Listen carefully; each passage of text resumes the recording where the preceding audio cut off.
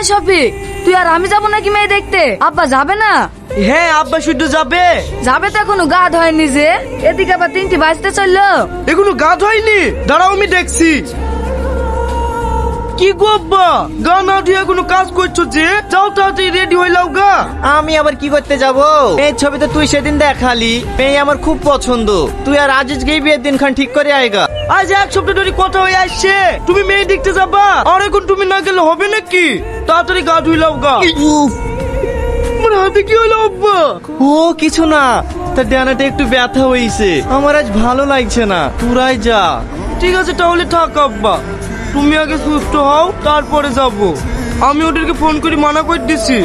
না না থাক, মানা করতে হবে না। তোরা 10 মিনিট বস, আমি রেডি হয়ে আসছি। রাস্তায় আসতে কি কোনো অসুবিধা হয়নি তো?